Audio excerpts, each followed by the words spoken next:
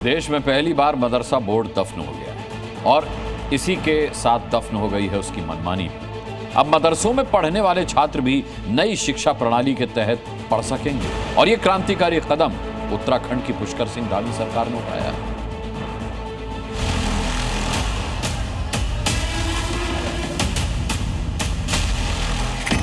उत्तराखंड में मदरसा बोर्ड दफन।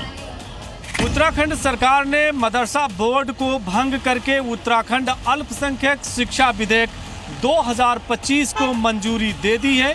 इसी के साथ उत्तराखंड के मदरसे शिक्षा प्रणाली की मुख्य धारा से जुड़ जाएंगे। देवभूमि में बदलेगा शिक्षा का रंग।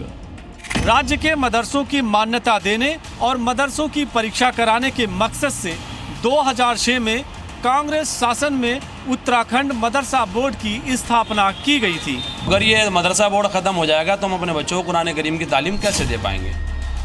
देवभूमि में मदरसा बोर्ड की मनमानियों का अंत हो गया, क्योंकि उत्तराखंड देश का पहला राज्य बन गया है जहां मदरसा बोर्ड अब खत्म होने वाला है।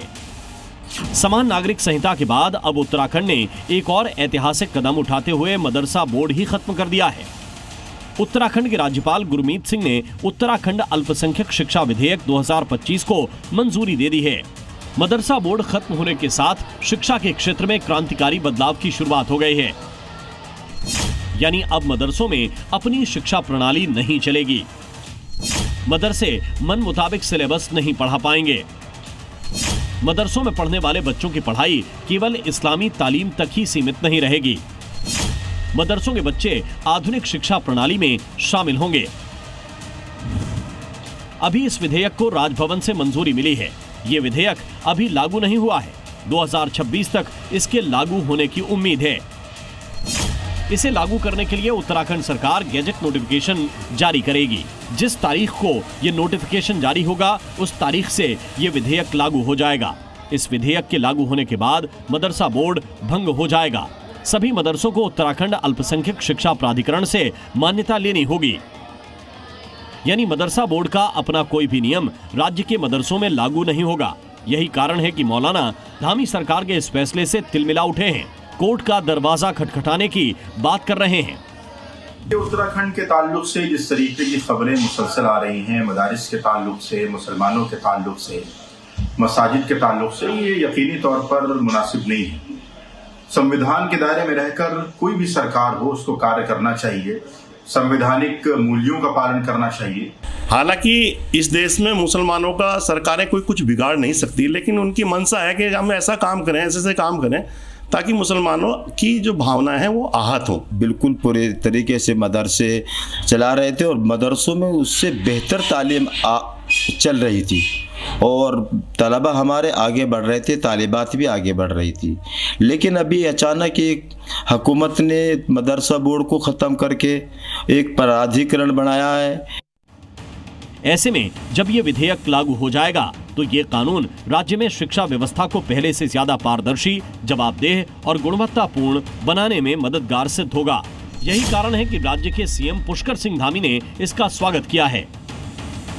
सरकार चाहती है कि मदरसों में पढ़ने वाले बच्चे मुख्य धारा की शिक्षा प्रणाली से जुड़कर आगे बढ़ें, लेकिन वहां पढ़ने वाले छात्रों और उनके अभिभावक कंप्यूटर के साथ कुरान की पढ़ाई पर जोर दे रहे हैं। धामी सरकार के इस फैसले से नाखुश नजर आ रहे हैं।